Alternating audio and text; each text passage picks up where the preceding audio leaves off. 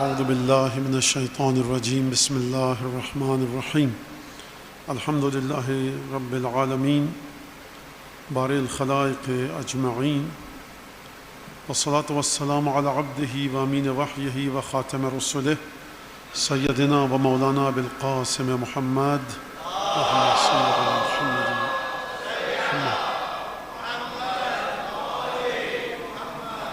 وعلى أهل بيته الطيبين الطاهرين الذين أذهب الله عنهم الرجس وطهرهم تطهيرا اللهم صل على محمد وعلى محمد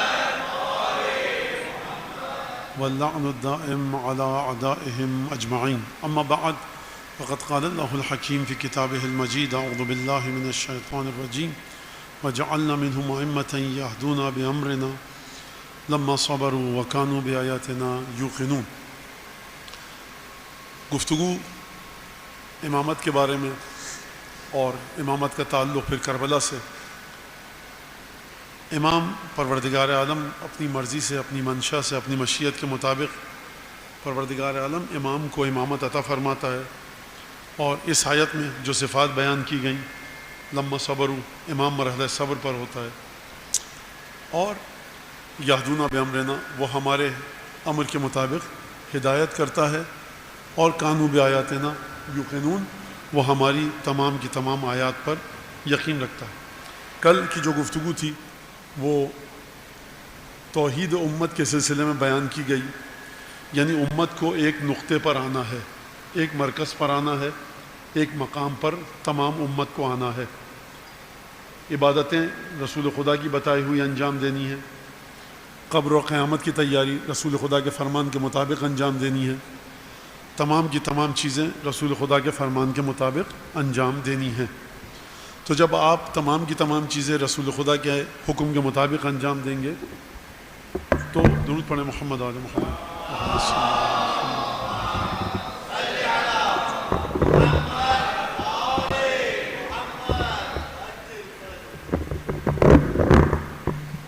ٹھیک ہے، ٹھیک ہے۔ تو جب آپ تمام کے تمام کام رسول خدا کے حکم کے مطابق انجام دیں گے تو آپ ایک نقطے پر آ گئے، ایک مرکز پر آ گئے، اور وہاں پہ آ کے آپ اکٹھے ہوئے، جمع ہوئے، اور پھر کہا جائے گا یہ امت رسول ہے۔ رسول کا حکم ہے، نبی کا حکم ہے کہ حج کرنے کے لیے مکے آؤ۔ کچھ لوگ مکے چلے جائیں، کچھ لوگ طائف چلے جائیں، کچھ لوگ کہیں اور چلے جائیں، تو یہ آپ ایک نقطے پر اکٹھے نہیں ہوئے۔ تو اس بات کو آپ نے سمجھ لیا، تو اسی کو کہتے ہیں توحید امت، اتحاد امت نہیں، توحید امت، یعنی جہاں رسول نے کہا ہے وہاں تک آئیے۔ جو اختلافات ہیں اس کو رسول کے فرمان اور قرآن کے فرمان کی روشنی میں حل کیجئے۔ لہٰذا توحید امت، لفظوں کو سمجھیے گا، توحید امت یعنی امت کو ایک کرنا، یہ نہیں کہ امت جس کے جہاں سین سمائے وہ نکل جائے اور اس کے بعد ہم کہیں کہ آپ سب ایک جگہ پہ آ کے بیٹھ جائیے، یہ ہو نہیں سکتا۔ اپنی مرضی کو فنا کرنا ہوگا رسول خدا کی مرضی کے مطابق۔ لہٰذا توحید امت کے سلسلے میں کربلا کا نتیجہ توحید امت، یعنی امام سجاد کے خطبے کہ ہم اہل بیت ایسے ہیں، ہم اہل بیت کی فضیلت یہ ہے۔ یعنی کیا مطلب؟ کربلا کا واقعہ ہوا، تم نے سن لیا، اب اس واقعے کا نتیجہ کیا ہوا؟ ہماری فضیلت تم تک پہنچ رہی ہے، ہم اپنے خطبوں کے ذریعے اہل بیت کی منزلت کو بتا رہے ہیں، تم اس منزلت کو سمجھو، اور تمام کی تمام نظریات کو چھوڑ کر آ جاؤ در پنجتن پر۔ جس طرح سے پوری کی پوری امت اسلامیہ حج کے ایام میں خانہ کعبہ کا طواف کرتی ہے، اسی طرح سے زندگی بھر انسان کو چاہیے، مسلمان کو چاہیے کہ وہ توحید امت کے لیے در اہل بیت پر آئے، تب امت ایک مقام پر آ کر جمع ہوگی۔ لیکن اگر اپنی من پسند عبادتیں کرتے رہے، اپنے اجتہاد کے مطابق، اپنی رائے کے مطابق، اپنی ثوابدید کے مطابق آپ چلتے رہے، اور قرآن سے آپ نے اپنی مرضی کی چیزیں نکالی، اور جس کی جو سمجھ میں آئے وہ کام کرے، یہ توحید امت نہیں ہو سکتی۔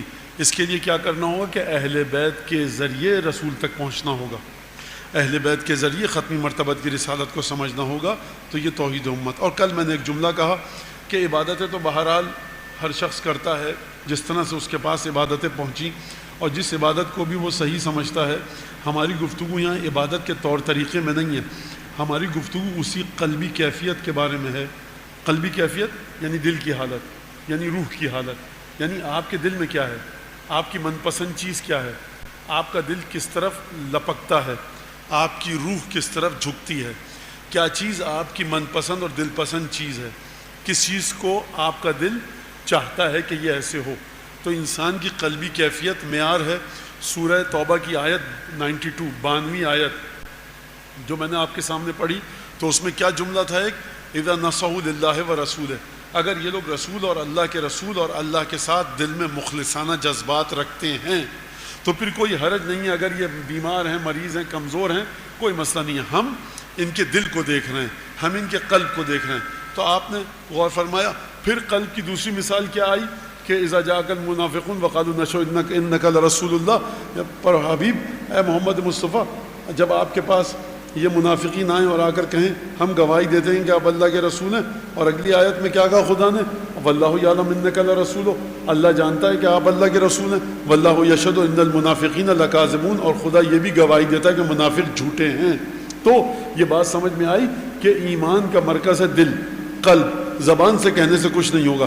جب بنیادی ترین عبادت، خوب توجہ کیجیے گا اس بات پر، بنیادی ترین عبادت کیا ہے؟ اگر میں آپ سے سوال کروں، یہ آواز گونج نہیں رہی؟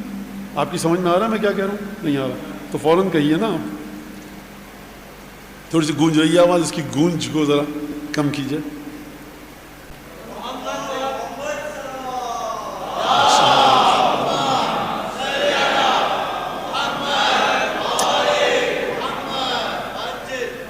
بنیادی ترین عبادت کیا ہے؟ اگر میں آپ سے پوچھوں بنیادی ترین عبادت کیا ہے،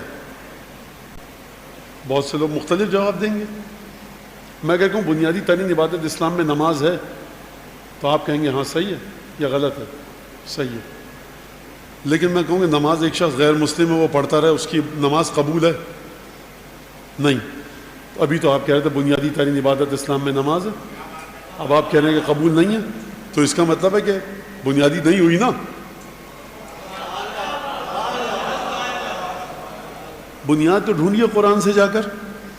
تو آپ کہیں گے مولانا نہیں وہ اس نے کلمہ نہیں پڑھا. اچھا کلمے میں کیا خاص بات ہے کہ جو پڑھتا ہے تو نماز اس کی قبول ہونے لگتی ہے؟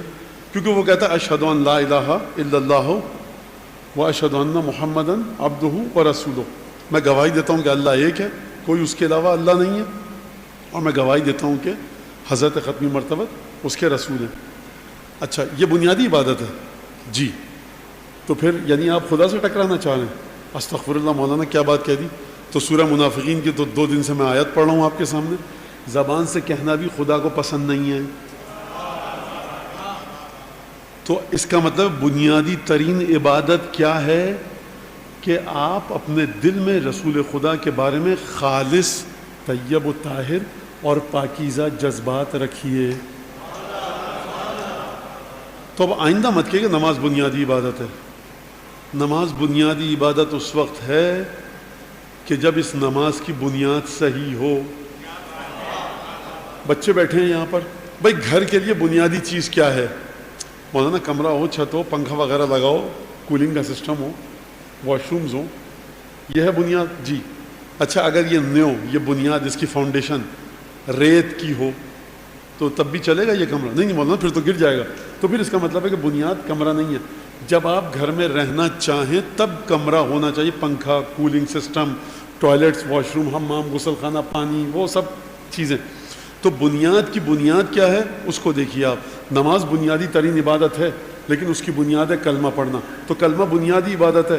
نہیں، کلمہ بنیادی عبادت نہیں ہے. اگر کلمہ پڑھنا بنیادی عبادت ہوتا تو خدا منافقین کے منہ پر تماچا نہیں لگا رہا ہوتا قرآن میں. تو پھر کیا ہے بنیادی عبادت؟ خدا جانتا ہے کہ آپ اللہ کے رسول ہیں، اور یہ منافقین بھی کہہ رہے ہیں آپ اللہ کے رسول ہیں، اور خدا گواہی دیتا ہے کہ منافقین جھوٹے ہیں.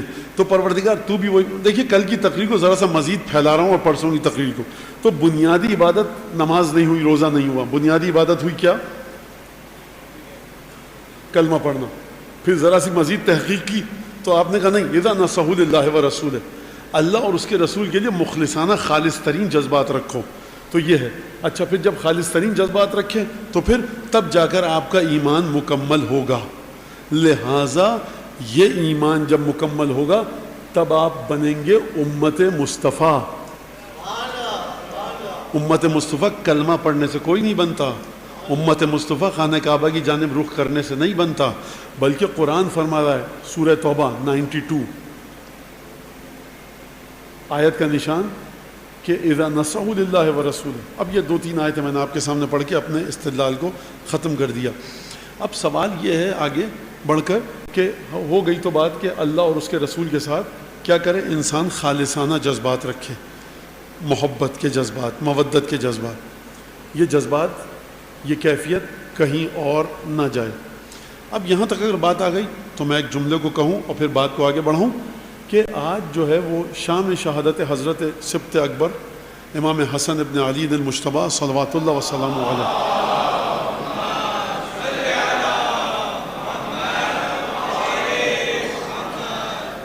زیادہ تر یہاں پاکستان میں ہیں اور بر صغیر میں 28 سفر منائی جاتی ہے، لیکن ہم نے نجف اور قم میں 7 سفر دیکھا ہے، اور 7 سفر کو جشن بھی ہے امام موسیٰ کاظم علیہ السلام کی ولادت کا، لیکن ہم نے مراجع کو نہیں دیکھا کہ وہ 7 سفر کو جشن منائیں امام موسیٰ کاظم کی شہادت کا.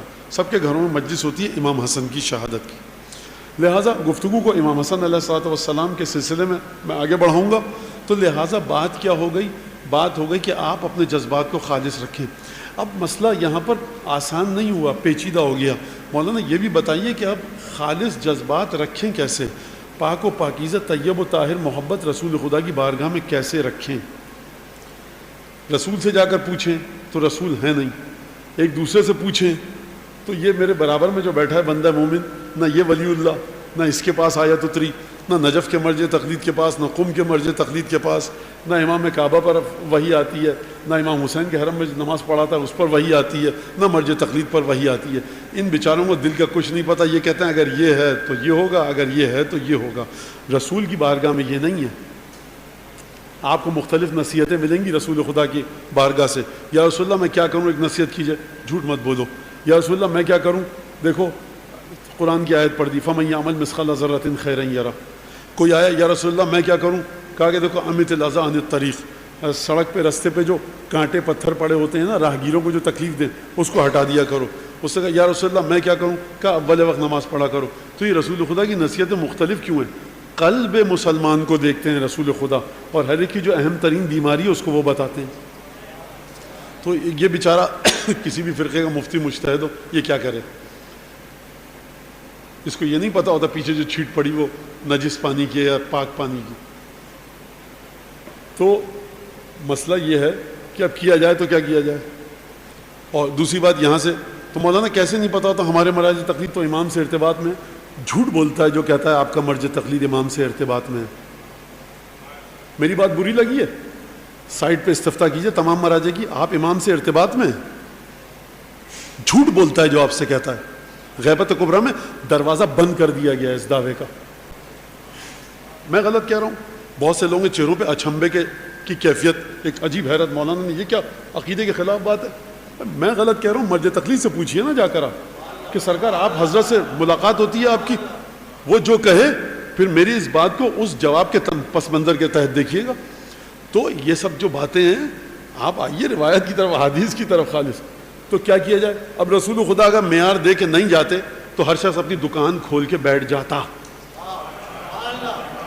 ساری دکانیں رسالت ماں بند کر کے گئے ہیں. فرمایا دیکھو لا یکون لا یؤمنن عبد، تم میں سے کوئی بھی بندہ خدا کا اس وقت تک ایمان نہیں لا سکتا، ہرگز ہرگز، جب تک کہ حتی اکون احب الیہ، جب تک کہ مجھ سے وہ زیادہ پیار اور محبت نہ کرنے لگے اپنی جان سے زیادہ، اپنے اہل و عیال سے زیادہ، اپنے مال سے زیادہ، اپنے متعلقین سے زیادہ. تو یہ رسول خدا دے کر چلے گئے. قرآن نے آواز دی کہ اذا نصحوا للہ ورسولہ، جب ان کے دل میں خالص جذبات آ جائیں رسول کے لیے، پاک و پاکیزہ محبت، تو اس وقت ان کا ایمان ہوگا خالص. نہ نماز ایمان کو خالص کر سکتی ہے، نہ روزہ، نہ حج. وہ آپ کے ایمان کی بنیاد پر عمل کا نام ہے. توجہ کی آپ نے؟ ایمان کب خالص ہوتا ہے؟ کلمہ پڑھیں، کلمہ خالی نہیں پڑھ سکتے، دل میں جذبات بھی کلمے کے مطابق ہوں. اگر خالی کلمہ پڑھنا معیار ہوتا تو سورہ منافقین میں خدا منافقوں کو بے حیثیت نہ کر رہا ہوتا. لہٰذا پھر میں دہرا رہا ہوں یہاں پر، ذہن میں اپنے رکھیے گا بات، لہٰذا آپ کو اپنے جذبات رسول خدا کے لیے خالص ترین، پاکیزہ ترین، پر لطف ترین، اس میں کسی بھی قسم کی کجی نہ آئے، اس میں کسی قسم کا میل نہ آئے، اس میں کسی قسم کی درار رتی برابر نہ آئے. یعنی وہ ایسی محبت و رسول کے ساتھ کہ آپ جتنا اپنی جان سے محبت کرتے ہیں اس سے زیادہ رسول سے محبت کریں. یہ رسول خدا معیار دے کر چلے گئے. اب اگر معیار دے کر رسول خدا چلے گئے تو اب کریں تو کیا کریں؟ اب آپ یہ دیکھیے کہ رسول خدا نے فرمایا کہ اس وقت تک تم میں سے کوئی مومن ہرگز نہیں ہو سکتا جب تک کہ اپنی تمام متعلقات اور متعلقین سے زیادہ مجھ سے محبت نہ کرے. اب آپ جائیے رسول خدا کی محبت کی جانب. جب آپ رسول خدا کی محبت کی جانب جائیں گے تو اب دیکھیے رسول خدا آپ کو کن کی محبت کی جانب بھیج رہے ہیں. جب تک ان ہستیوں کی محبت نہ ہوگی نہ آپ کا کلمہ کسی کام کا، نہ نماز کسی کام کی. آپ کہیے کہ رسول نے کہا تھا حجر اسود کو ہم چومیں، رسول نے کہا تھا، وہ اس زمانے کی بات تھی. اب تو اتنے لوگ چوم کے جا چکے، نہ جانے کون کیا بیماری، ہم نہیں چوم رہے. یہ ایک بیکار سی بات ہے. آپ کا حج گیا، یہ میزاب رحمت ناودان جو پرنالا ہے اس میں پانی بہہ، میں کیا باتیں کر رہے ہو، یہ وہی مکے میں پانی بہ رہا ہے. رسول خدا نے فرمایا ہر بات رسول کی ماننے لگے. 1400 سال پہلے کیا پتا. اب ادھر آؤ کونے میں ہٹ کے حجر اسود کہیں مقام ابراہیم نماز پڑھو. آپ کا حج گیا. ارے شیطان کو کنکریاں کیوں مار رہے ہیں آپ؟ وہاں اپنے شہر میں جا کر شیطان کے اوپر 10,000 دانوں کی تسبیح پڑھ دیں گے، اللہم لعن ابلیس، اللہم لعن شیطان و اشیاءہ و اتباعہ، شیطان پر لعنت. کنکریاں مارنے سے کیا ہو جائے گا؟ سیمنٹ کا ایک ستون ہے وہاں پر. پر رسول خدا نے کہا تو یہ جو عبادتیں ہیں بے جان، ان کے بارے میں اگر ذرا سا غلط خیال آئے تو آپ کی عبادت گئی اور عبادت کے ساتھ ایمان گیا. اب مجھے آپ یہ بتائیے کہ جن شہزادوں کے بارے میں رسول خدا یہ فرمائیں کہ انہم منی وانا منہم، جن شہزادوں کو اپنے کندھے پر مسلسل، اب جو ان دونوں سبط اصغر اور سبط اکبر، حضرت سید الشہداء حسین ابن علی اور حضرت سبط اکبر امام حسن مجتبی علیہم الصلاۃ والسلام،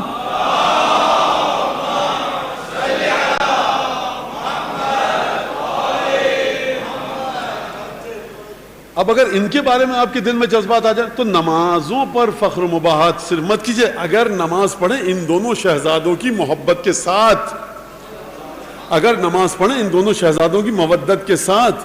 اور واقعہ بڑا معروف ہے، علماء اسلام نے نقل کیا کہ نانا سب کے پاس ناقہ ہے، ہمارے پاس نہیں ہے. واقعہ آپ کو پتہ ہے، لیکن واقعہ جس طرح سے پتہ ہے میں تھوڑا سا الگ زاویے سے بتانا چاہتا ہوں. بھائی مدینہ ہے، رسول خدا وہ ہیں جو وضو کرتے ہیں، پانی گرتا ہے تو اصحاب تبرک کے لیے لے جاتے ہیں. یا رسول اللہ ہمارے گھر میں آئیے، 2 روٹیاں دو لقمے کھا کر چلے جائیے. یا رسول اللہ اپنی ابا کا ایک دھاگا دے دیجئے، ہمارے یہاں کوئی بیمار ہے اس کو چھوا دیں، ذرا اپنا جھوٹا پانی دے دیجئے. یہی ہے نا. تو احترام رسول کا مدینہ میں. کہتے بھائی فلاں صحابی ادھر آؤ، تمہارے پاس اونٹنیاں ہیں نا ڈھیروں. مدینہ میں ایک سے ایک بڑھ کر پیسے والے صحابی تھے. کسی سے کہتے بھائی اپنی اونٹنی لے آؤ، میرے نواسے کو بیٹے کو دل چاہ رہا ہے اونٹنی پہ بیٹھنے کا. اب اگر آپ یہ کہیں کہ رسول نے دائیں بائیں دیکھا ہوگا اونٹنی نظر نہیں آئی ہوگی، اگر آپ یہ کہیں، مجھے اس کا نہیں پتا، لیکن یہ پتا ہے کہ علماء اسلام نے لکھا کہ رسول خدا ایک دفعہ جھکے چاروں ہاتھ پیروں کے بل اور حسین کو بٹھایا اپنے کاندھے پر اور کہا یہ تمہارا ناقہ. بعض مورخین نے تو یہاں تک لکھا ہے کہ جب امام حسین علیہ السلام نے فرمایا کہ افسار اس کی لگام کہاں ہے تو آپ نے اپنی زلفیں تھما دی. بعض مقامات پر میں نے یہ بھی دیکھا ہے. تو سرکار جو رسول یہ برداشت نہ کرے، بیٹا حسین 2 منٹ رک جاؤ، ابھی کوئی صحابی آئے گا، ہم ختمی مرتبت آخری پیغمبر، مدینے کی مٹی، زمین کچی، ہمارا لباس گردالود ہو جائے گا، عید کا دن، بیٹا یہ کون سی فٹ سے جس بچے کی اتنی سی ادا پر ختمی مرتبہ صبر نہ کرے، چاروں ہاتھ پیروں کے بل گر جائے اور کہ میری پشت پر بیٹھو، تو آپ کی ذمہ داری ہے نا اس کی چوکھٹ پہ جا کے سجدہ کریں.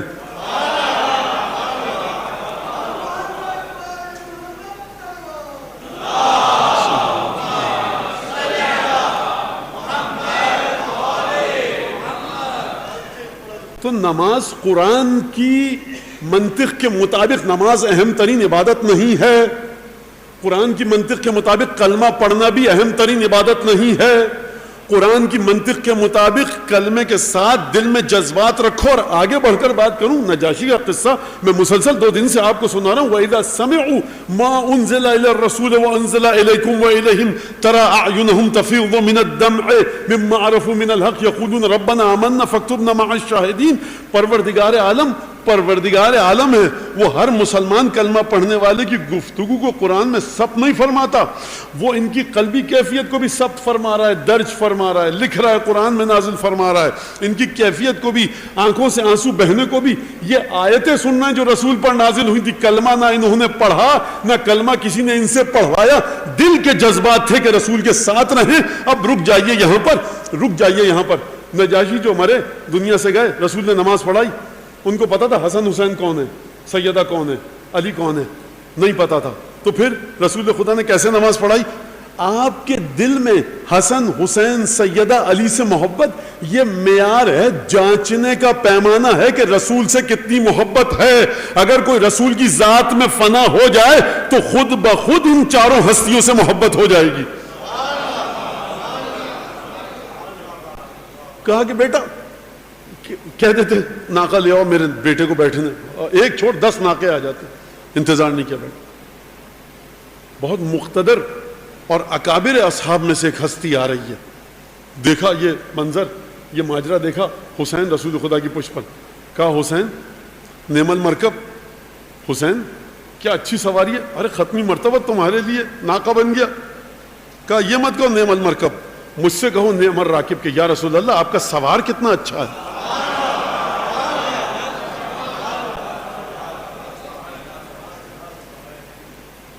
یعنی رسول خدا، میں کیا کہوں اس کے آگے. میں جملہ سن لیجئے بس آپ، اور 10 دفعہ پڑھ چکا ہوں ممبر سے، لیکن اس واقعے کے ساتھ یہ جملہ ضرور آنا چاہیے.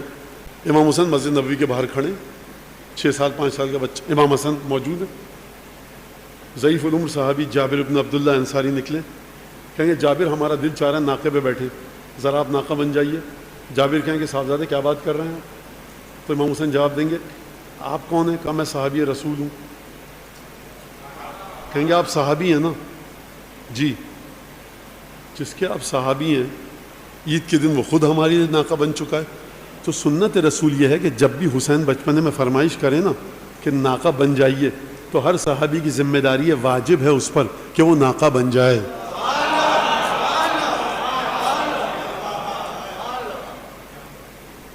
یعنی کیا مطلب؟ اچھا ناقہ بن گئے آپ، اب آیات قرآنی کے معیار کو اپنے سامنے رکھیے گا. ناقہ بن گئے آپ، سید الشہداء آپ کی پشت پر ہیں. آپ میں سے کوئی بھی صحابی ہوتا رسول کا، اور دل میں آپ یہ سوچیں عجیب مصیبت ہے، تو یہ آپ اذا نصحوا للہ و رسولہ کی منزل پر نہیں ہے. اگر کلمہ صرف زبان سے پڑھنا اور دل میں وہ جذبات نہ رکھنا، کلمہ کسی کام کا نہیں ہے. یعنی حسین جب پشت پر ہونا تو خوشی کا اظہار بھی کیجئے. رسول خدا نے بتا دیا کہ دیکھو اتنے خوش ہونا چاہیے، تم کو اتنا خوش ہونا چاہیے کہ میں ختمی مرتبہ ہو کر کہہ رہا ہوں، مجھ سے یہ مت کہو کہ حسین سے یہ مت کہو حسین آپ کی سواری کتنی اچھی ہے، مجھ سے کہو کہ یا رسول اللہ آپ کا سوار کتنا اچھا ہے. تو یہ کیا رسول خدا صلی اللہ علیہ وآلہ وسلم نعوذ باللہ کوئی عبث اور لغو جملہ ارشاد فرما رہے تھے؟ یہ امت کے لیے محبت کے راستوں کا تعین فرما رہے تھے کہ دیکھو محبت رسول پر آ کر رک مت جانا. دیکھنا کہ معیار ایمان کا یہ کہ سب سے زیادہ اپنی چیزوں کو چھوڑ کر مجھ سے محبت کرو، اپنی جان اور مال اور باپ اور اولاد اور تمام متعلقین سے زیادہ مجھ سے محبت کرو. اب دیکھو کہ میں اپنی محبت کو کس کی ذات میں فنا کر رہا ہوں. محبت کو رسول پر آ کر روک مت دینا. اس محبت کا تسلسل چلے گا بارگاہ سیدہ میں، بارگاہ علی ابن ابی طالب میں، حسن اور حسین کی منزل تک اس محبت کا سفر جائے گا. تو اب آپ کی سمجھ میں آیا کہ نصحوا للہ و رسولہ، کہ اللہ اور اس کے رسول سے خلوص کہاں پر ظاہر ہوگا؟ کہ پنجتن سے آپ کی محبت ایسی ہو کہ ان کے سامنے آپ کسی کو لائق اعتنا نہ سمجھے.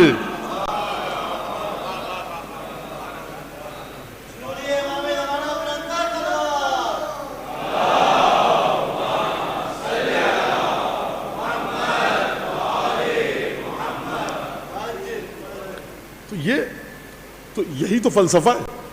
کہ امام سجاد محبت کے ان جذبات کو جگا رہے ہیں کہ دیکھو ہم وہ ہیں، ہم منا کے بیٹے، ہم زمزم کے، ہم صفا کے، ہم مروہ کے بیٹے. مروہ نہیں ہے اس خطبے میں، لیکن بہرحال صفا کے بیٹے.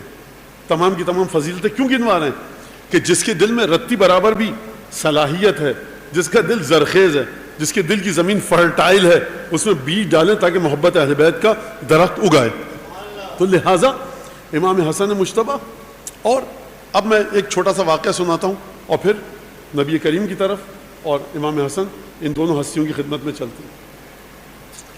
امام حسن مجتبیٰ اپنے بچوں کے عقائد درست کر لیں، صرف یہ معیار نہیں کیونکہ نبی کے بیٹے ہیں. جناب ختمی مرتبت کے فرزند ابراہیم بھی ہیں، جناب قاسم بھی ہیں، جناب طاہر بھی ہیں. ہم ان کی بڑی عزت کرتے ہیں سر آنکھوں پر، ان کے نالین کی خاک ہماری سر آنکھوں پر. مسئلہ یہ ہے کہ نبی کریم کا بیٹا ہونے کے ساتھ ساتھ وہ نورانیت اور وہ طہارت بھی منتقل ہو. اگر صرف بیٹا ہونے کی بات ہوتی، جب طوفان نوح آیا تھا تو جناب نوح نے اپنے بیٹے سے کیا کہا تھا؟ یا بنی ارکب معنا، بیٹا ہمارے ساتھ کشتی میں سوار ہو جاؤ. تو بیٹے نے یہ نہیں کہا میں سوار نہیں، بیٹے نے کہا کہ سآوی الی جبل یعصمنی، میں کسی بھی پہاڑ پہ جا کر پناہ لے لوں گا. الی جبل، کسی بھی پہاڑ پہ چلا جاؤں گا. وہ نہیں سمجھا کہ طوفان کی شدت کتنی ہے، میں کسی بھی پہاڑ پہ جا کے پناہ لے لوں گا. حضرت نوح نے فرمایا کہ لا عاصم اليوم، آج کوئی نہیں بچے گا مگر جس پر خدا کی رحمت ہو. خدا نے جب طوفان بھیجا تو خدا نے قرآن میں آیت ہے کہ دیکھو تمام جوڑوں کو لے کر چلو، تمام حیوانات کے، تمام انسانوں کو جو تمہارے ماننے والے ہیں، اور وَلَا تُخَاطِبْنِي فِي الَّذِينَ ظَلَمُوا، مجھ سے ان لوگوں کے بارے میں بات مت کرنا. یہ نہیں کہا لا تسألنی، لا تخاطبنی، بات بھی مت کرنا، مجھے مورد خطاب اور مجھے ایڈریس بھی مت کرنا ان لوگوں کے بارے میں جو ظالم ہیں. اور دیکھو ہم تمہارے اہل کو بچائیں گے. طوفان آیا تو دو آیتیں سمجھ میں آ گئیں. مجھے ان لوگوں کے بارے میں مجھ سے مخاطب بھی مت کرنا مجھے، کہ جو ظالم ہیں، اور ہم تمہارے اہل کو بچائیں گے. طوفان آیا، بیٹا کشتی میں چڑھ جا، سآوی الی جبل یعصمنی، کسی بھی پہاڑ پہ چڑھ جاؤں گا، مجھے بچا لے گا. نوح نے فرمایا کہ کوئی آج نہیں بچے گا، کیونکہ آج وہی بچے گا جس کے ساتھ خدا کی رحمت شامل حال ہوگی. کشتی ہے لکڑی کی، لیکن رحمت خدا اسی لکڑی کی کشتی کے ساتھ شامل حال ہے. موج حائل ہوئی فکانہ من المغرقین، ایک موج آئی، حضرت نوح کا بیٹا ڈوب گیا. بیٹا ہے، دل کو دکھ تو ہوگا، لیکن نبی بھی ہیں. نبی باادب طریقے سے خدا سے بات کرتا ہے. نبی کو توحید کا مزاج جانتا ہے. جب کشتی آئی اور فاستوت علی الجودی، کوہ جودی پر آ کر ٹھہری، جودی کے پہاڑ پر، سب یہ اترے اور نوح نے خدا کا شکر ادا کیا. اور پھر اس کے بعد اب بیٹے کی موت کی کسک تو دل میں ہے نا.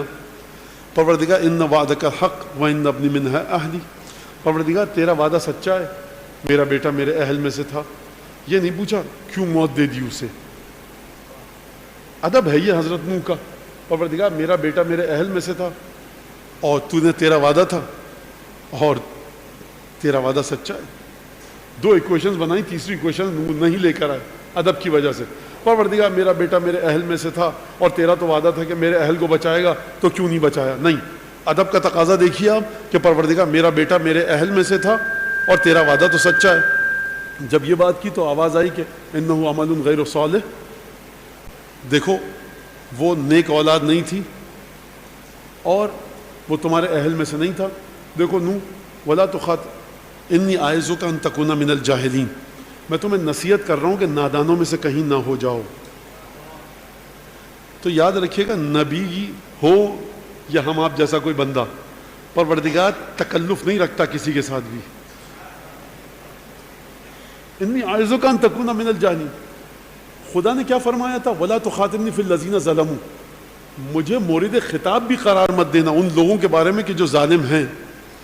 تو یہ ہوا کیا کہ پروردگار کے تیور بگڑ گئے اور حضرت نوح نے ایک دفعہ اچانک معافی مانگی. ہوا یہ کہ اب یہ میں جملہ کہہ رہا ہوں، قرآن کی آیت نہیں ہے. یعنی نوح، کیا تمہیں نہیں پتا کہ تمہارا بیٹا کافر تھا؟ کیا تمہیں نہیں پتا کہ تمہارا بیٹا تمہیں نہیں مانتا تھا؟ کیا تمہیں نہیں پتا تم جسمانی تعلق کو بنیاد بنا کر روحانی تعلق کو مد نظر نہیں رکھ رہے اور نظر انداز کر رہے ہو؟ انی اعظک ان تکون من الجاہلین، میں نصیحت کر رہا ہوں کہ کہیں نادانوں میں سے مت ہو جاؤ۔ لہٰذا نوح جیسے پیغمبر جو کہ آدم ثانی ہیں، اگر بیٹے کا روحانی تعلق نہیں ہے تو پروردگار روح رعایت نہیں کر رہا، لیکن ایک دفعہ خانوادہ نبوت پر جب بات آتی ہے تو پروردگار عالم جانتا ہے کہ ختمی مرتبت کی دعا کی طاقت یہ ہے کہ اکیلے ہاتھ اٹھا دیں، بھائی جس کی ایک انگلی کی طاقت سے چاند 2 ٹکڑے ہو جائے، جو پتھر اٹھائے تو کلمہ پڑھنے لگیں سنگریزے، جو درخت پر ہاتھ لگائے تو درخت ہرا بھرا ہو جائے، جو غیب کی خبریں دے، جو تمام کی تمام کائنات جس کے قبضے میں ہو، اس کو کیا ضرورت ہے کہ 6 اور 7 برس کے بچوں کو لے کر مباہلے کے میدان میں جائے اور یہ کہ جب میں دعا کروں تو آمین تم کہنا؟ یعنی پروردگار عالم یہ سمجھانا چاہ رہا ہے اس مجلس کی سطح کی حد تک کہ دیکھو رسول کے دونوں شہزادوں کو کسی نبی کے بیٹوں کے برابر قیاس مت کرنا، یہ وہ بیٹے ہیں جو 6 اور 7 برس کے ہیں، تمہارے بچے۔ مدینہ میں جتنے بھی صحابہ کرام کے جتنے بھی بچے تھے، ایک سے بڑھ کر ایک مقدس صحابہ، ایک سے بڑھ کر ایک نماز گزار، ایک سے بڑھ کر ایک رسول کے پیچھے نماز پڑھنے والے، اور ان میں کچھ ایسے بھی تھے قرآن فرما رہا ہے قد یعلم اللہ منکم الذین یتسللون منکم لواذا، خدا جان چکا ہے، سمجھ چکا ہے تم میں سے جو ایک دوسرے کی اوٹ لے کر سٹکنے کے چکر میں رہتے ہیں مسجد نبوی سے، مسجد نبوی میں خطبہ دے رہے ہیں، یتسللون منکم لواذا، لواز کہتے ہیں کسی کی اوٹ میں چھپ کر نکل جانا خطبے میں۔ اب یہ بھی قرآن میں فرما رہا ہے پروردگار، یہ بھی قرآن میں فرما رہا ہے کہ جب ڈھول تاشے کو دیکھتے ہیں یہ تو رسول کو ترکو کا قائمہ، سورہ جمعہ ہر ہفتے آپ سنتے ہیں ترکو کا قائمہ، یہ ڈھول تاشے میں چھوڑ کے چلے جاتے ہیں رسول کو، رسول مسجد کے اندر ہیں۔ تو اب آپ یہ بتائیے کہ پروردگار عالم کرے تو کیا کرے؟ اب آپ مجھے بتائیے کہ جب تلواریں چلیں گی تو یہ کہاں ہوں گے ایسے لوگ جو مسجد نبوی کی چھت کے نیچے مدینے میں مسلمانوں کی اکثریت، وہاں ذرا سا ڈھول تاشے کی آواز دیکھی، کھیل تماشا ہوا، بیوپاری آیا، یہ رسول کو کھڑا چھوڑ کے چلے گئے، تو جب میدان جنگ میں تلواریں چلیں گی تو یہی لوگ، جو مجھے نام نہیں پتا، نہ قرآن نے نام بتائے، آپ کو نام پتا ہے تو آپ جا کے ڈھونڈیے، مجھے نہیں، میں نے تاریخ میں نام نہیں دیکھے، لیکن یہی لوگ اگر میدان جنگ میں ہوں گے تو ٹک پائیں گے؟ تو ایک یہ لوگ اس طرح کے، پروردگار عالم سن عمر کا فرق، بھائی جو ضعیف العمر صحابی ہے اس کی عبادتیں امام حسن سے تو زیادہ ہیں، جو خاتون مدینے میں مومنہ 25 سال کی ہے اس کی عبادت سیدہ سے تو زیادہ ہے، سیدہ کی عبادت رکتی نہیں، اس کی ٹھہر ہی نہیں پاتی۔ میں ایک دوسرے زاویہ نگاہ سے سمجھا رہا ہوں بات، اب یہ کوئی نہ کہتے مصیبت یہ آج کہ کوئی اس کے ہوا سے ادھر ادھر، مولانا کہہ رہے تھے کہ جناب سیدہ کی بات سمجھیے میں کیا کہہ رہا ہوں، تو جس کی بھی عمر 55 سے زیادہ ہے، امیر مومنین 28 سال کے ہیں، 30 سال کے، جو 60 سال کا صحابی ہے، 50 سال کا، مولا کائنات سے زیادہ عبادت ہے، اور عبادت کے بعد ہی تقوی آتا ہے۔ تو مباہلے میں اہل بیت کا لے جانا اس قانون کو غلط ثابت کر رہا ہے۔ ہمیشہ ایسا نہیں ہے کہ کثرت عبادت سے تقوی آئے، ایک تقوی وہ ہے کہ جو عنایت الہیہ سے آتا ہے، تمہارے پاس تقوی وہ ہے جو تمہاری عبادتوں سے آتا ہے، ایک تقوی وہ ہے جو عنایت الہیہ، توجہ الہیہ سے آتا ہے۔ وہ کون سا تقوی ہے؟ وہ تقوی ہے جو پروردگار عالم جس کو پاک و پاکیزہ اور طیب و طاہر پیدا کرے، مولا کائنات جو نہج البلاغہ میں فرمانا ولدت علی الفطرہ، میں دین فطرت پر پیدا ہوا ہوں، میں دین اسلام پر پیدا ہوا ہوں۔ تو آپ نے توجہ فرمائی، اگر عبادت کی بنیاد پر تقوی لانا ہوتا اور عبادت کی بنیاد پر کرشمہ زبانوں کا یہ ہوتا کہ پروردگار نجعل لعنت اللہ علی الکاذبین، ہم جھوٹوں پر خدا کی لعنت رکھیں گے، تو پھر رسول خدا ان تمام بچوں سے زیادہ ان بچوں کو لے جاتے جو ان سے بڑے ہوتے، شہزادی سے زیادہ اس خاتون کو لے جاتے جو شہزادی سے زیادہ عمر میں بڑی ہوتی۔ تو یہ قانون بھی غلط ثابت ہو گیا کہ ہمیشہ عبادت کی کثرت کی بنیاد پر پاکیزگی آتی ہے۔ ان کی زبان سے زیادہ مدینہ میں کسی کی زبان میں طاقت ہی نہیں ہے۔ ارے جو زبان رسالت کی زبان کے ہم پلہ ہو کہ جب میں دعا مانگوں تو تم دعا مانگنا، تو اب آپ مجھے بتائیے کہ اب یہ پروردگار عالم اعلان فرما رہا ہے۔ اس آیت سے نتیجہ کیا نکلا؟ اس آیت سے نتیجہ یہ نکلا کہ خبردار نوح کے بیٹے کی طرح مت سمجھنا ہمارے نبی کو، خبردار ابراہیم کے بیٹوں کی طرح مت سمجھنا، کسی نبی کے بیٹوں کی طرح مت سمجھنا۔ کیوں نہیں سمجھنا؟ حضرت اسماعیل بھی ہیں، ان کا مقام ادنا ہے حسن حسین سے، تمام انبیاء کے جتنے بچے ان کا مقام ادنا ہے حسن حسین سے۔ کیوں؟ کیونکہ رسول خدا فرما رہے ہیں انہم منی وانا منہم، رسول کی زبان سے زیادہ کسی زبان میں طاقت نہیں ہے۔ جو خود اپنی زبان مبارک سے کہے. جناب فخر الدین رازی کی روایت کے مطابق جب میں دعا مانگوں تو تم آمین کہنا. تو ان زبانوں میں اتنی طاقت ہے نا کہ رسول کی دعا کے برابر آ سکیں.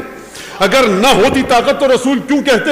اس کا مطلب یہ ہے کہ اب یہ شہزادے وہ نہیں ہیں جو اٹھک بیٹھک کر کے عبادتوں کے ذریعے تقوی کو حاصل کریں. ارے آپ کے بقول 6 برس کے بچے کو نماز نہیں سکھائی جاتی، 7 برس کا بچہ ابھی 1 برس ہوا ہے نماز پڑھتے ہوئے، تو یہ طاقت کہاں سے آ گئی اس زبان میں کہ آمین کہے؟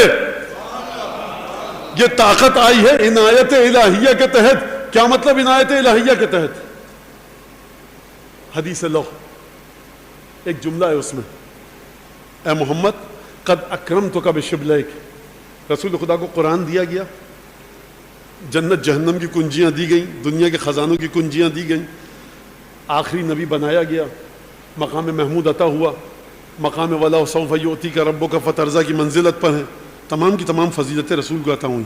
لیکن حدیث اللہ فرما رہی ہے قد اکرمتک بشبلیک، حبیب ہم نے تمہیں شیر کے جو 2 بچے دیے نا ان کے ذریعے ہم نے تم کو عزت دی ہے. یعنی امام حسن امام حسین کے ذریعے پروردگار اکرام مصطفیٰ فرما رہا ہے. یہ کیسے ہوا اکرام مصطفیٰ؟ اب یہ بھی تو پوچھیے آپ دلیل کے ساتھ. یہ ایسے ہوا کہ جناب سیدہ تشریف لائیں خدمت میں جناب ختم مرتبت کے.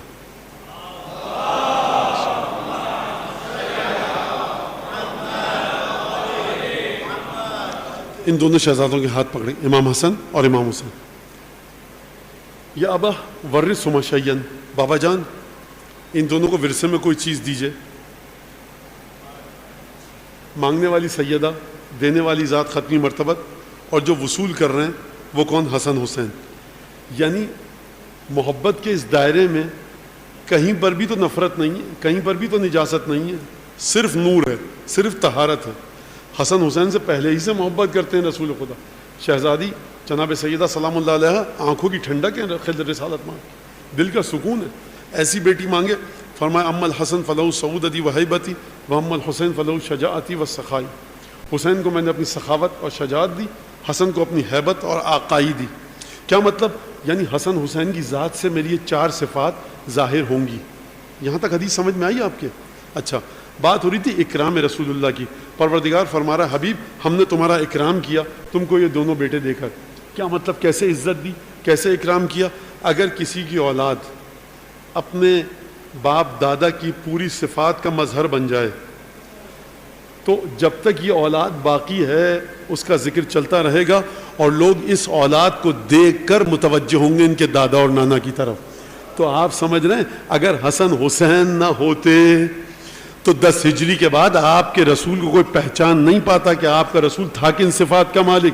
یعنی ان دونوں شہزادوں کا ہر کلمہ پڑھنے والے پر احسان یہ ہے کہ ان دونوں شہزادوں نے اپنے نانا اور اپنے جد، بلکہ میں مختصر الفاظ میں کہوں اپنے بابا، اپنے پدر گرامی، کیونکہ رسول خدا کی نسل چلی ہے جناب حسن اور جناب امام حسین علیہ السلام سے، تو ان دونوں شہزادوں کے ذریعے پروردگار عالم نے انتظام کیا کہ رسول خدا کی سیرت کو زندہ رکھا. اب جہاں جہاں تک ان کی نسل چلتی رہے گی وہاں تک سیرت زندہ رہے گی، یہاں تک کہ یہ سیرت کا سلسلہ ختم ہو جائے گا آ کر حضرت حجت ابن الحسن امام زمانہ پر. اور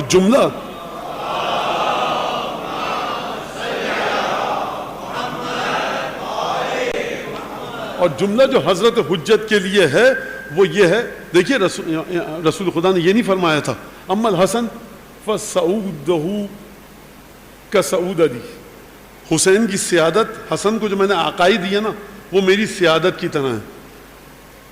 وَأَمَّا شَجَاعَةُ الْحُسَيْنِ كَشَجَاعَتِي، حسین کی بہادری میری بہادری کی طرح ہے. کی طرح نہیں کہا رسول خدا نے، فرمایا میری بہادری حسین کے ذریعے ظاہر ہوگی اور میری سخاوت حسین کے ذریعے ظاہر ہوگی. کی طرح نہیں ہے، یہ کی طرح آپ کے لیے رکھا گیا ہے اور مجھ جیسے حقیر لوگوں کے لیے کہ جو نجاست سے بلند ہوتے ہیں اور نجاست میں ہی مر جاتے ہیں. اب کوئی بھی اس دائرے میں نہیں آ سکتا، ان دو کے علاوہ کوئی نہیں ہے اس دائرے میں، نہیں ہے کوئی اس دائرے میں. لہذا فرمایا حسین کو میں نے اپنی شجاعت دی،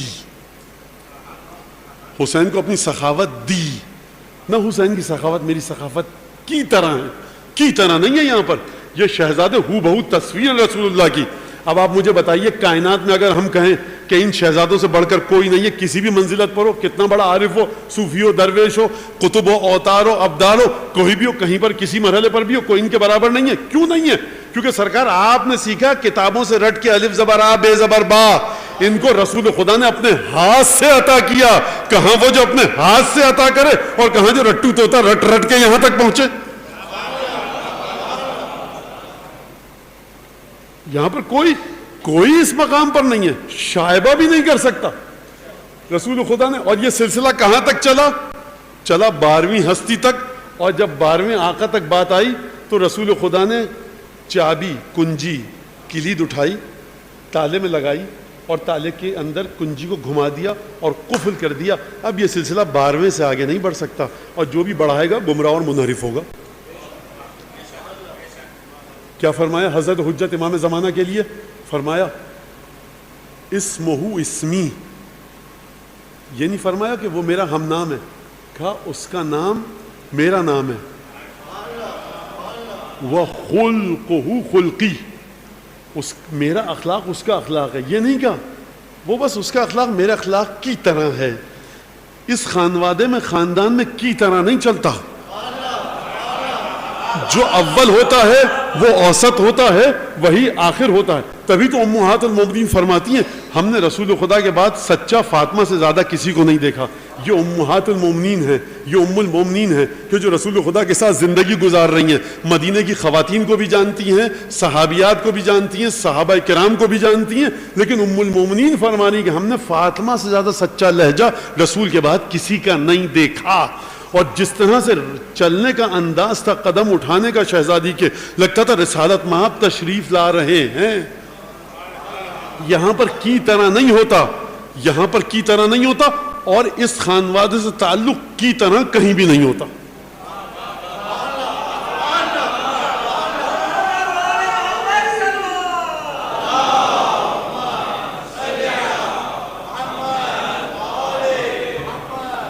خلقہ خلقی، امام حسن مجتبیٰ کے بارے میں امام حضرت حجت، اس کا اخلاق میرا اخلاق ہے، کی طرح نہیں ہے، کاپی نہیں ہے. ہیں تو مولانا کیا آپ ختم نبوت کا انکار کر رہے ہیں؟ سرکار ہم ختم نبوت کا انکار نہیں کر رہے. اگر ختم نبوت کا انکار کر رہے ہوتے تو ائمہ اہل بیت کے لیے پنجتن کی شان میں رسول خدا کی حدیث نہ لے کر آتے. امام حسن مجتبیٰ 3 ہجری کو ولادت ہوئی، 15 رمضان المبارک. والدہ گرامی سب جانتے ہیں، والد گرامی سب جانتے ہیں. نانا کون، نانی کون، دادی کون، دادا کون. کہتے ہیں کہ مشابہت جناب خدیجہ سے بہت تھی. وہ مشابہت یہ تھی کہ جو آپ اپنے گھر کا مال کئی دفعہ اپنے زندگی میں محتاجوں کے ساتھ تقسیم کیا. یعنی گھر میں جو بھی چیز تھی وہ آدھا آدھا مال اپنے محتاجوں کو عطا فرمایا. امام حسن مجتبیٰ 25 مرتبہ حج کیے، پاپی آدھا پیدل. لوگوں نے کہا ابن رسول اللہ ناقے ہیں، سواریاں ہیں، لوگ جا رہے ہوتے ہیں، آپ بیٹھ جائے کیجئے. فرمایا کہ انی لا استحی من ربی، کہ مجھے شرم آتی ہے کہ ان القی اللہ عز وجل، کہ میں خدا سے ملاقات کروں اور میں نے اس کے گھر کی جانب پاپیادہ قدم نہ بڑھایا ہو. 25 مرتبہ پاپیادہ حج کیا. حج پہ تشریف لے جا رہے تھے، پیروں میں سوجن آ گئی اور کچھ تکلیف ہوئی. بنی ہاشم میں کچھ لوگ ساتھ تھے. کہا یا رسول اللہ پیروں میں اب تکلیف ہے. یہاں پر ایک شخص روغن بیچتا ہے جس کو پاؤں پہ ملا جائے پیر پہ تو آرام آ جاتا ہے. امام نے کہا دیکھو جا رہے ہو اگر تو یہ پیسے لو، اس سے روغن لینا، لیکن بتانا مت کس کے لیے لے رہے ہو، کیونکہ یقیناً پھر وہ پیسے نہیں لے گا. اور بیچارہ وہ غریب آدمی، میرے الفاظ ہیں، غریب آدمی ہے، حج کے موسم میں آتا ہے، کچھ کمائی ہو جاتی ہے اور ہم اس کو پیسے نہ دیں تو کتنے لوگ پیدل جا رہے ہیں؟ بہت کم لوگ پیدل جاتے تھے. تو اور اس کی کمائی ہی پیدل چلنے والوں کے ذریعے، ہم بھی اس کو پیسے اگر نہ، یہ میرے الفاظ ہیں سارے، تو بیچارے پہ بڑا ظلم ہو جائے گا، صحیح نہیں ہے. اس کو پیسے دینا مت، بتانا کس کے لیے. بہرحال یہ گئے. اچھا یہ جو شخصیات تھی نا، اولاد جناب ابو طالب، اولاد رسول اللہ، ان کے چلنے پھرنے گفتگو کے انداز سے پتہ لگ جاتا تھا یہ معمولی لوگ نہیں ہیں. بھائی نجاست اپنا تعفن اپنے وجود سے دکھاتی ہے، طہارت اپنی نورانیت اپنے وجود سے دکھاتی ہے.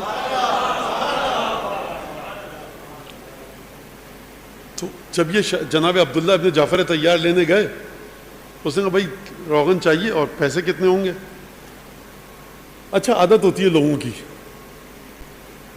5 لاکھ کی گائے خرید کے لا رہا ہے، گھر کے آگے بندے گی، نیت اللہ جانتا، میں نہیں کہہ سکتا ریاکاری ہے، دکھاوا ہے، مجھے غرض نہیں ہے. لیکن جو سوزوکی والا ہے نا بیچارہ، اس کے ساتھ 3 گھنٹے تک اپنا وقت ضائع کرے گا، 2000 1500 1800. اما تم سخی ہو تو اس بیچارے بدبخت کے ساتھ کنجوسی کیوں دکھا رہے ہو؟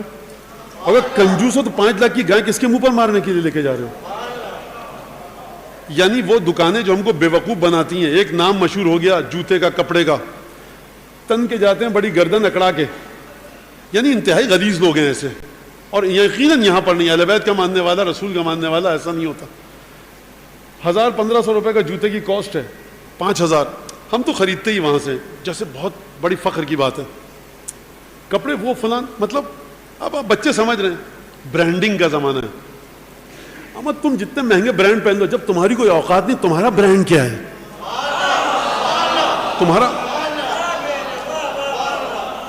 تمہاری شخصیت کا لیول کیا ہے؟ 25,000 کا 20,000 کا جوتا خرید رہے ہو، جو سیلز مین ہے اس کو بیچارے کو 500 روپے کا نوٹ دے دو گے تو حرکت کل تو بند نہیں ہو جائے گی تمہاری. اچھا اب یہ جوتا خریدا انہوں نے، آئے، یہ میں واقعہ کیوں سنا رہا ہوں یہ بات، اس لیے بتاتا ہوں ابھی آپ کو.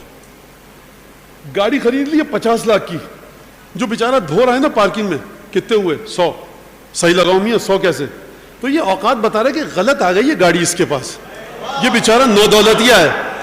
مولانا ریٹ خراب، آپ ریٹ خراب کر رہے ہیں، آپ ریٹ خراب کر رہے ہیں. اچھا ریٹ خراب کرنا غلط ہے؟ ہاں غلط ہے. تو میں اللہ میاں سے کہوں گا اللہ میاں کے ریٹ بڑے خراب ہو چکے ہیں، وہ اپنے ریٹ صحیح کرے. مولانا کیا مطلب؟ شرک کر رہے ہیں؟ نہیں، جو آپ کے پاس چیزیں اور میرے پاس نعمتیں ہمارے استحقاق کے بعد ہیں. عالم بالا سے ریٹ خراب ہوئے ہیں لطف کی بنیاد پر، اور آپ ریٹس کو خراب کر رہے ہیں کنجوسی کی بنیاد پر. زیادہ سخاوت بھی اچھی چیزیں دکھائیے. تو گئے. اچھا اب یہ صاحب آئے ٹھیلے پر سبزی والے کے پاس، بقرعید ہے کل، زوجہ نے بھیجا ہے ورنہ تو بڑا مسئلہ ہو جائے گا. ہرا دھنیا پودینہ ادرک، صاحب ادرک 1 پاؤ 500 روپے کی. میاں کیا دماغ صحیح ہے؟ ادرک کتنے کی؟ ہرا دھنیا 25 روپے کی گڈی ایک. صحیح لگاؤ میاں. اچھا آپ جس گاڑی سے ہوتے ہیں، جو کپڑے پہن کے، جو آپ کی آواز میں ماشاءاللہ سے فرعونیت ہے، بیچارہ ڈر جاتا ہے نہ جانے کس ادارے کا ہو. تو ہماری قوم ایسا ہی ہے، ان کو نہیں پکڑ رہی. رمضان المبارک میں کیلے والے کا ٹھیلا الٹا دیا، حرام ہے جس نے بھی یہ کام کیا ہو، حق نہیں ہے آپ کو. کیلے والے کی شکایت کر دی، سرکار کے ریٹ سے زیادہ دے رہا. ہمت ہے تو نقطۂ آغاز سے کام کیجئے، پھر دیکھیں کتنے بہادر ہیں. تو اہل بیت کے اخلاق، بیچارہ غریب آدمی ہے، ٹھیلا مت کھائیے نا آپ، وہ جو کیا فروٹ سیلیڈ مت کھائیے. کئی دفعہ ایسے رمضان گزرے نا جوشن نے کبھی نہیں پڑی، تو کبھی یہ فروٹ چاٹ بھی چھوڑ کے دیکھو. بہرحال تو اب جائیں گے اکڑ کے بعد صحیح لگاؤ. وہ بیچارہ خود بخود منقبض ہو جاتا ہے، شرنک ہو جاتا ہے، ایک سکڑ جاتا ہے کہ پتہ نہیں صاحب کیا. تو وہ جو جوتا آپ کے ہاتھ میں ہے نا ڈبہ 25,000 20,000 کا، اس کی طرف دیکھ کر ہی دھنیا کی گڈی خرید لیجیے 5-10 روپے کی. مولانا یہ بیجا ظلم کر رہا ہے اس لیے. تو جو جوتا لے کے آئے، ایک جس پہ نام کے ٹھپا لگا ہوا ہے، اس نے بڑا آپ کے ساتھ عدل کیا ہے. اسی کیفیت کا جوتا مل سکتا ہے بغیر اس نام کے، آپ نہیں خریدیں گے وہاں سے. بہرحال تو جب جناب جعفر طیار عبداللہ بن جعفر یہ واقعہ سنایا، اب اس تمہید کے ساتھ سنیے گا. یہ سمجھا کیسے؟ یہ روغن والا، تیل والا سمجھا کیسے؟ پیدل آ رہے ہیں، کتنے کا تیل؟ اتنے کا. یہ لو تیل دو، کھٹکا نہ کم کروائے. صحیح ریٹ لگاؤ میاں، بیابان میں بیٹھے ہو، ہم بے وقوف نہیں ہیں، حاجی ضرور ہیں. ماتھا ٹھنکا اس کا. یہ عجیب گاہک آیا ہے. ہم کہیں گے صاحب یہ عجیب گاہک نہیں، عبد المطلب کی اولادیں ہوتی ایسی ہیں کیا. اب آپ کی سمجھ میں آیا امام سجاد نے کل کیا کہا تھا دمشق کی مسجد نبوی اموی مسجد میں، کہ اوتینا ستن، 6 چیزیں دی گئی ہیں ہم کو، العلم والحلم والسخاء والسماح. سماحتا ہم کو دیا گیا کہ معاملہ ہلکے انداز سے کرو، معاملے کے اندر ذرا کھینچتان مت کرو. سخاوت ہم کو دی گئی ہے. بیابان میں ہیں، پیسہ آنے کی امید نہیں ہے عبداللہ جعفر طیار کو. کتنے کا تیل؟ اتنے کا، 2 اور لو. وہ چونک گیا، یہ عجیب گاہک آیا ہے. بقرعید، شب بقرعید، اور دھنیا کی گڈی ایسے ہی لے رہا ہے ہرے دھنیا کی بغیر کم کرائے ہوئے. تو پوچھے گا کہ بھائی صاحب آپ کہاں رہتے ہیں؟ اسی گلی میں. اس گلی سے آج تک تو کوئی نیک آدمی نہیں آیا، آپ کہاں سے آ گئے؟ تو بہرحال کہا کہ کس کے لیے لے کے جا رہے ہو؟ یہ سوال بتاتا ہے کہ واقعہ ہو چکا ہی. بھائی کسی کے لیے لے کے جا رہا ہوں, پیروں میں اس کے سوجن آ گئی ہے. کہا نہیں کون ہے. یہ کیوں پوچھا اس نے؟ کیونکہ یہ خریدار بڑے مختلف انداز کا تھا. بہت اصرار کیا, کہا بھائی مجھے بتاؤ کیا ہے. کہا کہ بھائی حسن مجتبیٰ. کہا حسن مجتبیٰ رسول کا فرزند؟ کہا کہ ہاں. خیر وہ گئے لے کے, امام نے روغن اپنے ملا مرہم کے طور پہ. پھر جب پیروں کی حالت صحیح ہوئی تو آئے. اس نے کہا کہ مولا میں, اس نے پیسے لینے سے انکار کر دیا. امام کو خبر پہنچی. امام نے ظاہر, میں اپنے الفاظ میں بتا رہا ہوں, امام حسن کبھی پیسے کیوں نہیں لے رہا, تم پیسے لو. اور جو بھی امام نے نصیحت کی ہو, امام حسن ہے, یعنی سخاوت رسول اللہ ہے یہاں پر, وجود رسول خدا ہے. یہ وجود رسول خدا ہے یہاں پر, تصویر نہیں ہے. ہو بہو میں کیا لفظ استعمال کروں. کہا کہ رسول اللہ نہیں, یہ ہوتی ہے معرفت, آل رسول کے ساتھ معاملہ کرنا. اپنا رسول اللہ پیسے نہیں چاہیے. ہوا یہ کہ میں اپنی بیوی کو جس حال میں چھوڑ کر آیا ہوں وہ بڑی کرب کے عالم میں ہے, اور دعا کیجیے گا کہ خدا مجھے اولاد نرین عطا فرمائے. خوب توجہ کیجیے گا, قصہ معمولی نہیں ہے. مرد اپنی بیوی کو گھر میں کس حال میں چھوڑ کر کتنا مجبور ہوگا یہ تیل بیچنے پہ. کہ اپنا رسول اللہ یہ دعا ہے میری. ایمان دیکھیے کیسا تھا. امام نے یہ نہیں کہ ہم دعا کریں گے. امام نے کہا گھر جاؤ گے, ولادت ہو چکی ہوگی, بیٹا صحیح و سالم پیدا ہوا ہے, اس کا یہ نام رکھنا, ہمارے محبوں میں سے ہوگا.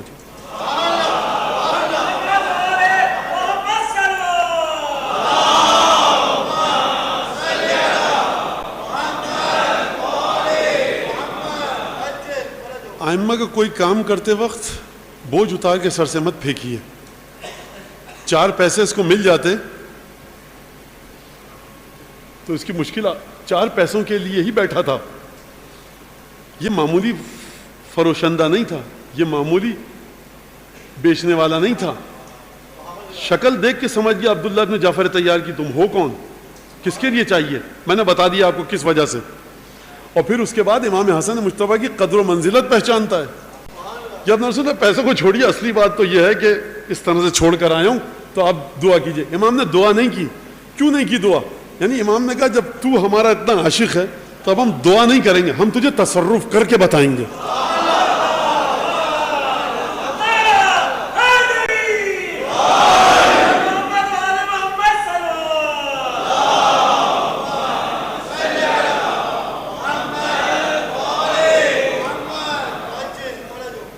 گھروں میں جو مجلسیں ہوتی ہیں چڑچڑے پن کا مظاہرہ نہ کریں. دیکھیں اب وہ یہ ایک الگ چیپٹر ہے, گھروں میں مجلسیں کس طرح, کیا سب مسلسل شکایتیں حکایتیں اور داستانیں آتی رہتی ہیں. اب آج کل جو ہے اس پہ کسی کا بھی وائس کی لبا سکتا ہے کوئی بھی میسج.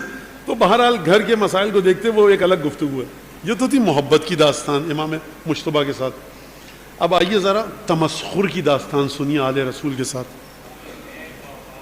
کہا کہ میاں لفظ جو اردو ادب میں استعمال ہوتا ہے ایسے موقع پہ وہ ممبر پہ تو نہیں کر سکتا. کچھ لڑکے تھے, لڑکے بالے, وہ لفظ جو ہونا چاہیے استعمال وہ بہرحال حرام نہیں ہے, وہ لفظ بد اخلاقی بھی نہیں ہے, گرا ہوا لفظ بھی نہیں ہے, لیکن ممبر کے مطابق نہیں ہے. لڑکے بالے تھے کہ چلو وہ آج حسن مجتبیٰ کا مذاق اڑائیں, کیا کریں. دیکھیے ہر ایک کے ساتھ شوخی کر لیجئے, مذاق خدا کے ساتھ اور خدا کے امر کے ساتھ مت کیجئے. یہدونا بے امرنا, یہ ہمارے امر کے مالک ہیں. کہا کہ میں تابوت میں لٹاتے ہیں تم کو. حسن سے کہتے ہیں اے امام حسن آپ جب رسول نماز پڑھا دیجئے. جب امام حسن اس جملے پہ پہنچے اللہم ھذا المسجع امامنا, یہ جو لاش ہمارے سامنے رکھی ہے پروردگار اس کی مغفرت فرما, تو تم کفن پھاڑنا, چادر ہٹانا تابوت کی اور ہنستے ہوئے کھڑے ہو جانا, خوب تذلیل ہوگی نعوذ باللہ امام حسن کی. آئے کرا رکھا, امام نے نماز پڑھا دی پوری. وہ بیچارہ بندہ جو تھا اللہ کا وہ نہیں اٹھا. اب یہ پریشان, امام حسن نماز پڑھائی اور لگتا ہے کنارے پہ چلے گئے یا بیت الشرف میں تشریف لے گئے, مجھے نہیں پتا, لیکن بہرحال پہنچ میں تھے امام حسن. ان کو چادر ہٹائی, شانہ ہلایا, بے حس اور نبض دیکھی, دل کی کیفیت دیکھی, سانسوں کی حالت دیکھی, مر چکا ہے. تھوڑے وے آئے کہ یہ کیا ہو گیا بھائی, آپ امام حسن کے پاس کیوں آئے؟ امام حسن کا قصور ہے کیا؟ مر گیا؟ یعنی جہدوا بها واستيقنتها انفسهم، قرآن کی آیت ہے. زبان سے انکار کرتے ہیں، دلوں میں مانتے ہیں کہ امر الہی ہے کس کے پاس.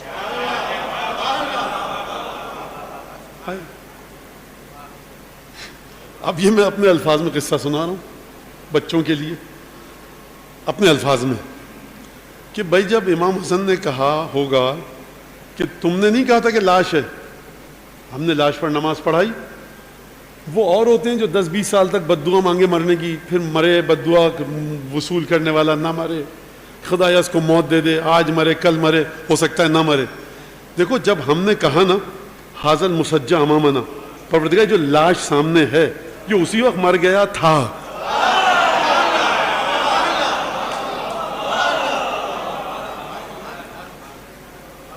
تو اگر آپ تمسخر اڑائیں گے امام کا تو جواب بھی ویسا ہی ملے گا، ادب کریں گے تو جواب ویسا ہی ملے گا.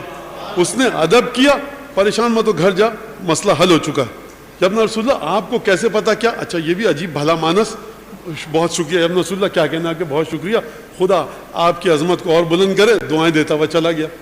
یقین ہے تو یقین اس کو بھی ہے، یقین کے مطابق عمل بھی کرتا ہے، یقین ان کو بھی ہے. تبھی تو بھاگتے ہوئے آئے تھے امام حسن کے پاس. کیا ہوا بھائی؟ اگر آپ مذاق اڑانے آئے تھے، حسن مجتبی کے پاس کوئی طاقت ہی نہیں تو کیوں بھاگتے ہوئے آئے؟ تو دل میں مانتے تھے، زبان سے تمسخر اڑانا چاہتے. اب ایک تیسرا واقعہ سنا کر مصائب کی طرف آؤں. امام حسن مجتبی مدینے کے باہر ایک گلی سے گزر رہے ہیں. ایک غلام کو دیکھا، ایک نوجوان کو دیکھا کہ جو سیاہ تھا، حبشی غلام. دیکھا کہ ایک روٹی رکھی ہے اس کے پاس، ایک نوالا توڑتا ہے، کتا بیٹھا ہے اس کو دیتا ہے، ایک نوالا خود کھاتا ہے، ایک نوالا اس کو دیتا ہے، ایک نوالا خود. امام دیکھ رہے تھے، جاتے ہوئے ٹھٹک گئے. یہ ہے امام کی عظمت. ایک اور جو امام کی ذات میں جو چیز ہے، یہ غیبی نگاہ نہیں ہے امام کی. ابھی غیبی نگاہ کی بات ہی نہیں ہو رہی. ظاہری نگاہ بھی امام کی تمام انسانوں سے مختلف ہے. کہا کہ لما لا تغابن ہو وہ تو شاطر ہو، یہ تو روٹی کو روک کیوں نہیں رہا کتے سے؟ خود کھا لے پوری روٹی. امام نے پوچھا روک کیوں نہیں رہا؟ اور ایک نوالا اس کو دے رہا، ایک نوالا خود کھا رہا. کہا کہ انی لاستحی ان یرانی ذو عینین، مولا مجھے شرم آتی ہے کہ مجھے کوئی دو آنکھیں دیکھیں اور میں اکیلا وہ کھا لوں، اس کو شریک نہ کروں. امام نے کہا غلام من انت، رک جا، تجھے خدا کی قسم دے رہا ہوں ہلیو مت یہاں سے جب تک کہ میں واپس نہ ہوں. غلام کس کا ہے تو؟ کہا فلاں کا. کہا باغ کس کا ہے؟ کہا باغ فلاں کا. کہا ہلیو مت جب تک کہ میں واپس نہ ہوں. امام گئے، واپس آ کر کہا کہ میں نے تجھے خرید کر خدا کی راہ میں آزاد کیا، یہ باغ اس سے خریدا اور باغ تجھے تحفے میں دیا.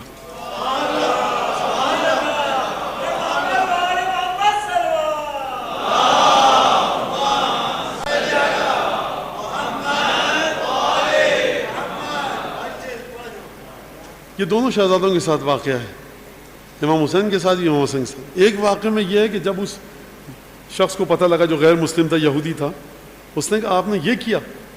کہا کہ جب اس نے غلام خریدا امام نے، تو اس عورت نے کہا کہ میں نے اپنا مہر بخشا. اس شخص نے کہا کہ میں نے اس کو طلاق دی اور اس کو اپنا مہر دیا. اس یہودی نے کہا، اس نے کہا میں نے اپنا مہر بخشا، میں مسلمان ہوئی. اس نے کہا جب تم مسلمان ہوگی تو میں بھی مسلمان ہوا. تو آپ یہ برکت کا واقعہ دیکھیے کہ یہودی مسلمان ہو رہے ہیں، میاں بیوی، وہ اپنا مہر بخش رہی ہے، وہ تمام کا تمام مال. یعنی امام حسن کا ایک معمولی سا واقعہ. ایک درود پڑھیں محمد آل محمد.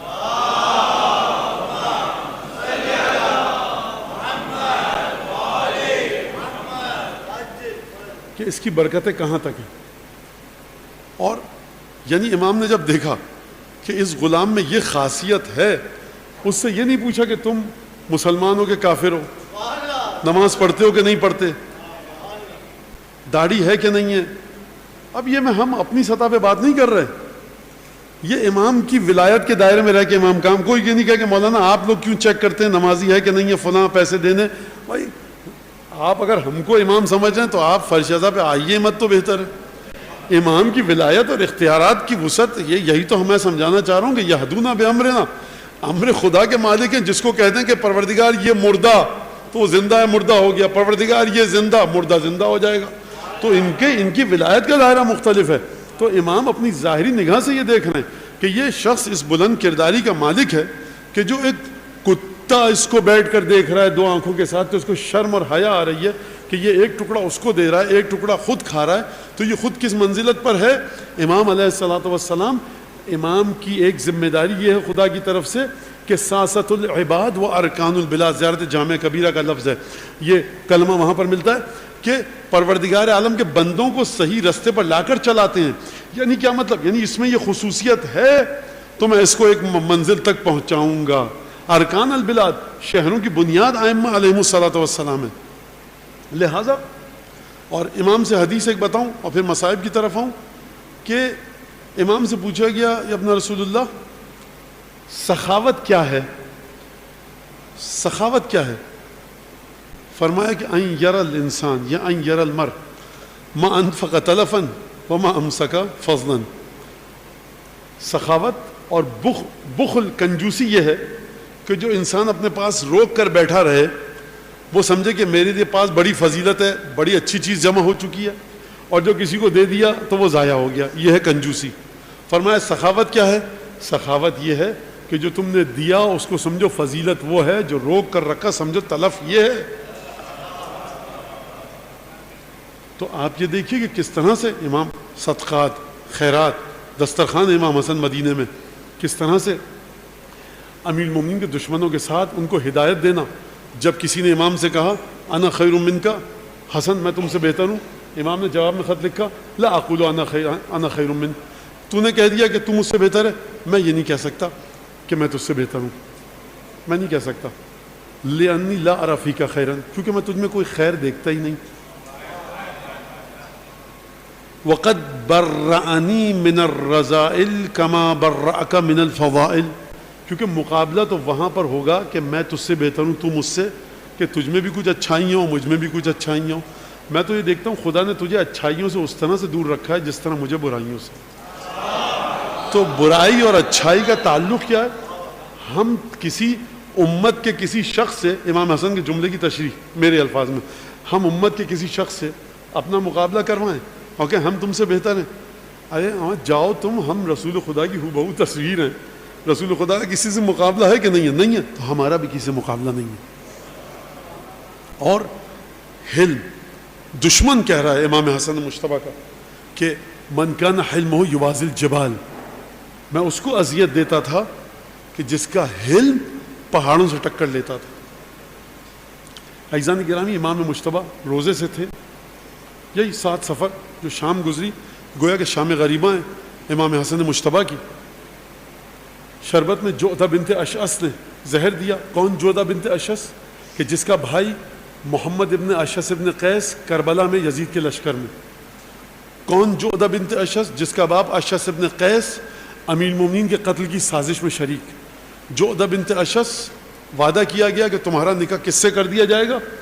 جب امام حسن کو زہر دیا تو یہ کہا گیا جب تم نے حسن مجتبیٰ جیسے کریم کے ساتھ وفا نہیں کی تو تم دنیا میں اب کسی کے ساتھ وفا نہیں کر سکتی ہو. ایک دفعہ روزے سے تھے امام، شربت تناول فرمایا. کئی دفعہ امام کو زہر دیا گیا لیکن مشیت الہی نہیں تھی، زہر نے اپنا اثر نہیں کیا، یا یوں کہیے کہ امام نے تصرف کیا. اب جو زہر دیا گیا امام حسن مجتبیٰ کو، تو اس زہر کی کیفیت، ائمہ کو جو زہر دیا جاتا تھا نا، تو اس زہر کی کیفیتیں مختلف ہوتی تھیں. جو زہر امام سجاد کو، امام عسکری علیہ السلام کو دیا گیا، اس کے بعد چلنے پھرنے کی طاقت ختم ہو گئی تھی. جو امام محمد تقی علیہ السلام کو زہر دیا گیا، اس کے بعد امام محمد تقی کو بہت شدت کے ساتھ پیاس لگی تھی. امیر المومنین کو جو زہر دیا گیا تو پورا کا پورا بدن کا رنگ آپ کے تبدیل ہو گیا تھا اور زہر نے اپنا اثر دکھایا تھا، اور چلنے پھرنے کی طاقت امام کے بدن سے سلب ہو گئی تھی. امام حسن کو جو زہر دیا گیا عزیزوں، اس زہر کی خاصیت یہ تھی کہ اس نے آپ کے اندرونی اعضاء کو اس انداز سے نقصان پہنچایا کہ ایک دفعہ روایات کے مطابق امام حسن مجتبیٰ، امام حسن، آپ کی گریے کی آوازیں بلند، ایک جملہ مجھ سے سن لیجیے. کوئی عالم مسلسل ائمہ کے مصائب پڑھتے تھے اور انہوں نے کم پڑھے مصائب امام حسن کے. جناب سیدہ کو خواب میں دیکھا، بی بی نے شکوہ کیا کہ تم میرے حسین کے مصائب پر تو کیا حسن میرا بیٹا نہیں ہے؟ امام حسن مجتبی اتنے مظلوم ہیں، اتنے مظلوم ہیں کہ شہادت جس طرح سے گزرتی ہے، ولادت جس طرح سے گزرتی ہے، جس طرح سے اس شہزادے کا ذکر ہوتا ہے، اس شہزادے کے شایان شان نہیں۔ ایک دفعہ زہر نے اپنا اثر کیا، امام نے ایک دفعہ روایات کے مطابق ارباب سیر لکھتے ہیں، ایک دفعہ تشت کو منگوایا، اب جو قے کی تو خون کی قے ہوئی۔ ارباب تواریخ نے لکھا ہے کہ ایک دفعہ بہن تک یہ خبر پہنچی، بہن ملنے آئی، ارباب تواریخ نے لکھا امام حسن مجتبی نے فرمایا کہ اس خون بھرے تشت کو چھپا دو، میری بہن آ رہی ہے۔ سبب کیا ہے کہ جب بہن خون بھرے تشت کو دیکھے گی تو صبر نہ کر پائے گی۔ میں کہوں گا مولا حسن ایک تشت ہے نا خون سے بھرا ہوا، کربلا کے میدان میں کیا ہوگا جب آپ کی بہن اکیلی ہوگی؟ نوکے نیزہ پر بھائیوں کے سر ہوں گے، ابو الفضل عباس کے کٹے ہوئے بازو ہوں گے۔ بس ایک دفعہ حسین ابن علی آئے، کہا بھیا یہ کام آپ کے ساتھ کس نے کیا؟ تلقین دی کہ حسین کسی پر نام کو آشکار مت کرنا۔ ایک دفعہ حالت بگڑتی جاتی ہے، امام حسین نے گریہ کیا۔ ایک دفعہ امام حسن نے دیکھا، یہ مصائب میں اپنے الفاظ میں پڑھ رہا ہوں، کہا بھائی گریہ کا سبب کیا ہے؟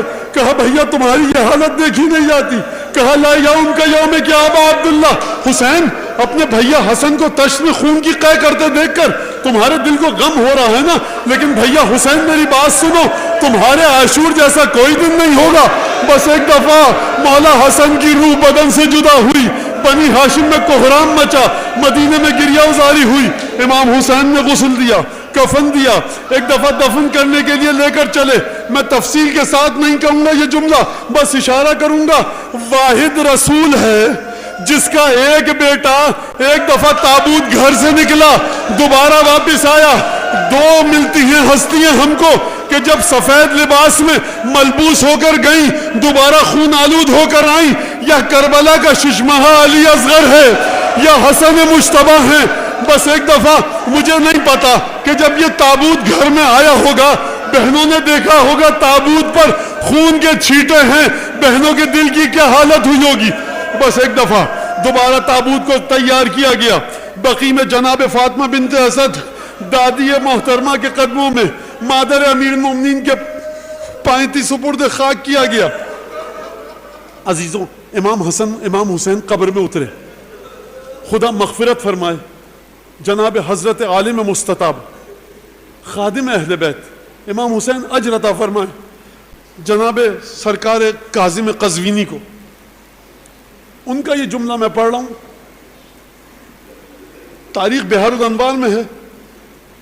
اترے قبر میں امام حسین اور کہا بھیا مجھے غم سے تو موت نہیں آئی تیرے، لیکن میں موت سے محبت بہت ہو گئی ہے، کاش مر جاتا یہ دن نہ دیکھتا۔ اور یہ جملہ کہہ کر قبر سے باہر نکلے، اطیب راسی وادہن لحیتی، کیا میں اپنی ریش مبارک کو خوشبودار کروں اور سر میں تیل لگاؤں؟ یہ کہہ کر قبر سے حسین باہر نکلے۔ بحار الانوار میں علامہ مجلسی نے شعر لکھا، کہا بھیا حسن لٹا ہوا شخص وہ نہیں ہے کہ جس کا مال لٹ جائے، لٹا ہوا غریب الوطن پردیسی وہ ہے کہ جو اپنے ہاتھوں سے تجھ جیسے بھائی کو قبر میں رکھے۔ آیت اللہ کاظم قزوینی کا جملہ آپ سن لیجئے، ان کا یہ سوال تھا، انہوں نے یہ کہا کہ جب حسن کو دفن کیا حسین نے تو یہ جملہ کیوں نہ کہا کہ بھیا حسن تیرے دفن کے بعد حسین کی کمر ٹوٹ گئی، کیوں نہیں کہا؟ انہوں نے جواب دیا اس وجہ سے نہیں کہا کہ قبر کے باہر نا جب حسن کو دفن کر رہے تھے عباس موجود تھا، عباس کی ڈھارس تھی، لیکن جب کربلا کے میدان میں دونوں ہاتھ قلم کروا کے عباس گھوڑے سے زمین پر گرانا، اب حسین کا کوئی ڈھارس دینے والا نہ رہا، تبھی تو کہا بھیا عباس الان انکسر ظہری وقلت ہیلتی، اے بھائی عباس اب حسین بے یار و مددگار ہے۔ جب حسن کو دفن کیا تھا نا تو زندہ تھا، حسین کے دل کو ڈھارس تھی، اب عباس نہ رہا، حسین کا